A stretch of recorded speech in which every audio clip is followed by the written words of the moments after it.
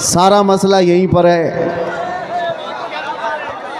रसूल पाक सल्लल्लाहु ताला अलैहि वसल्लम वो बुलंदो बाला अखलाक के हामिल, सूरज से ज़्यादा चमकने वाली रोशनी, लेकिन अगर वो किसी को समझ नहीं आ रहे हैं तो ये हुजूर पाक के हुस्न का कसूर नहीं, उसके अपने नुतफ़े का कसूर होता है।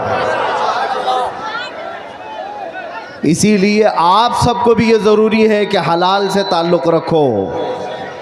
जहाँ बंदा नसब के एतबार से हराम वाला हो जाए या खाने पीने के एतबार से हराम वाला हो जाए, उसके दीन में ख़राबी आ जाती है। अल्लाह ताला कुरान अज़ीम में इरशाद फरमाता है, मैंने आज के दिन अपनी सारी नेमतें मुकम्मल कर दी और तुम्हें दीन इस्लाम देकर मैं राज़ी हुआ। ये वो दीन है जिससे अल्लाह राज़ी है। और कुरान में दूसरी जगह रब ताला फरमाता है, वमन यब्तगी गैरल इस्लामी दीना फलन युक़बल मिन्हु, जो इस्लाम के अलावा दूसरे दीन की तरफ तवज्जो किया हरगिज़ कबूल नहीं किया जाएगा। आखिरत में वो सबसे बड़े घाटे में होगा, सबसे बड़े नुकसान में उठाया जाएगा। आज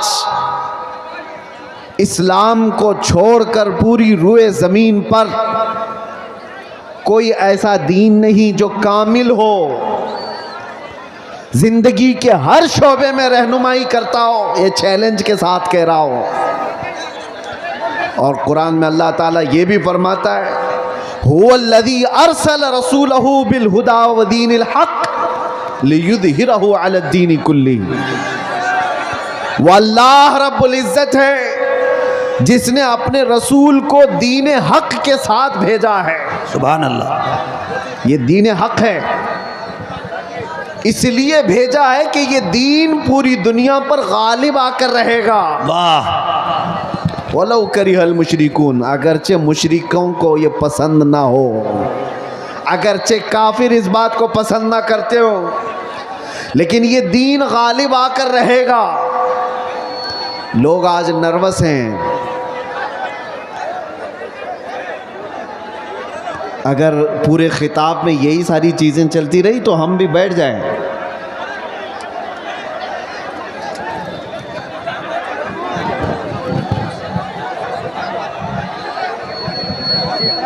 ठीक है, हम बैठ जाते हैं। अभी तक तो मैं आप लोगों की तारीफ़ कर रहा था। इधर ये क्या कर रहे हैं आप लोग? मैंने कहा कि अगर आधा घंटा जो चीज़ हाल में है उसी हाल में रहेगा तो क्या बिगड़ेगा आपका? भाई खुदा के वास्ते आवाज़ पर इस्लाम को विनाश कर देंगे, ख़त्म कर देंगे, वो अपने बदन की खुजली नहीं मिटा सकते। आपको मैं बात बता दूं, 1400 साल से ये मसले चले आ रहे हैं। बड़े बड़े अबू जहल आकर के चले गए हैं, बड़े बड़े अबू लहब आकर चले गए, लेकिन कुरान का ये वादा है ये दीन गालिब आकर रहेगा। और रब ताला फरमाता, युरीदून लियुत्फिउ नूरल्लाहि बिअफ़वाहिहिम व यअबल्लाहु इल्ला अन युतिम्मा नूरह। लोग अपने मुंह के फूंकों से अल्लाह के चिराग को बुझाना चाहते हैं। ये अल्लाह का चिराग है, ये तुम्हारे फूंकों से नहीं बुझाया जा सकता। और रब ताला फरमाता, अल्लाह अपने नूर को, अपने चिराग को मुकम्मल करके रहेगा, मुकम्मल करके रहेगा। आज यहाँ पर हालात देखो। सीमांचल में जब भी आता हूँ तो मुझे एक चीज़ का एहसास होता है, रहने के लिए छप्पर के घर सही ढंग के नहीं होते, लकड़ी के घर होते हैं, बाढ़ में जीने वाले लोग। लेकिन जब अज़मत रिसालत की बात आती है तो ऐसा शामियाना बांधते हैं कि लोगों की निगाहें दंग रह जाए। ये सारा निज़ाम ये गरीबों का बनाया हुआ है। मैं जिस इलाके से भी गुजरते आया, अभी मैं जिस तरह से गाड़ी में बैठकर, अरे सही ढंग की सड़कें नहीं, नेताओं ने तो सब खा लिया है, सब कुछ खा चुके हैं और कुछ ना दिया सीमांचल को। उसके बावजूद सीमांचल की इस नौजवान तबके के पास अगर कुछ बात बाकी रह गई है तो वह इश्क़ रसूल की दौलत बाकी है। मैं यहाँ आना ही नहीं चाहता था। कई दिनों तक तारीख को मैं बार बार मुलतवी करता रहा। ये कैसर साहब रो धो करके लेकर के आए। मैं ये सोचता किस लिए जलसे कर रहे हो, किस लिए प्रोग्राम कर रहे हो, बयानात तो आप यूट्यूब से सुन ही लेते हो। कहा नहीं, आप चल करके देखें हमारे इलाके के लोग मोहब्बत मुस्तफ़ा सल्लल्लाहु अलैहि वसल्लम में। मैंने कहा जनवरी की ठंडियां हैं और कौन आएगा इतनी ठंडी रातों में। अंदर आने के बाद पता चला यहाँ तो 50 डिग्री गर्मी चल रही है। यह मोहब्बत मुस्तफ़ा सल्लल्लाहु ताला अलैहि वसल्लम का निज़ाम। दीन इस्लाम से वाबस्तगी आज भी पैसा नहीं चाहती है। ये मालदारों का निज़ाम चलाया हुआ दीन नहीं है। मेरे आका सल्लल्लाहु ताला अलैहि वसल्लम ने सच फरमाया था, बदा अल इस्लाम गरीबा व सयऊद गरीबा। इस्लाम गरीबों से शुरू हुआ था, अजनबियों से शुरू हुआ था और गरीबों में ही ख़त्म हो जाएगा, अजनबियों में आकर ख़त्म हो जाएगा। आज ये सारे हालात देखकर दुनिया दंग है कि इनके पास खाने पीने को ढंग से कोई चीज़ें नहीं होती, लेकिन दीन इस्लाम की बात आती है तो ये अपनी हैसियत से बढ़ करके सजा देते हैं। हमारे घर ढंग के नहीं है, लेकिन अल्लाह का घर देखो तो सबसे बुलंदो बाला नजर आए।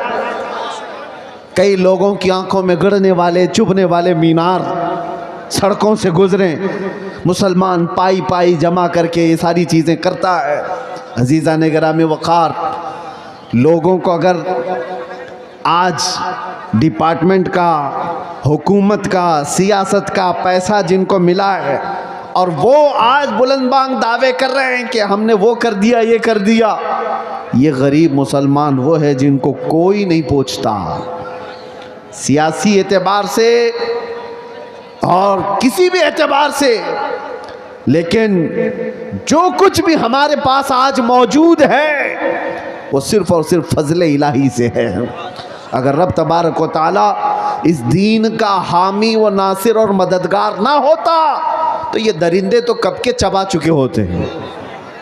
जिनके पास लाखों की शाखाएं हैं, चड्डी पहनने वाले, लाठी डंडे की तरबियत लेने वाले जितने लोग हैं वो तो सब इन गुरबा और मसाकिन को खा गए होते। एक बात याद रखो, लोग आज भी डरे सहमे हुए कहते हैं हम तो माइनॉरिटी में हैं, किल्लत में हैं, यहाँ हमारी तादाद बहुत कम है, यहाँ हमारी तादाद बहुत कम है, मसलहत के साथ जीना है, यकीनन मसलहत और हिकमत के साथ जीना है। और मैं आपसे कहता हूँ, और अगर कोई हमारे बिरादराने वतन सुन रहे हैं तो उनसे भी ये मैं कहता हूँ, हुकूमत के ऊपर से लेकर नीचे तक के ओहदे सब तुम्हारे हैं। डिपार्टमेंट में 80% सारे लोग तुम्हारे हैं, सब कुछ है।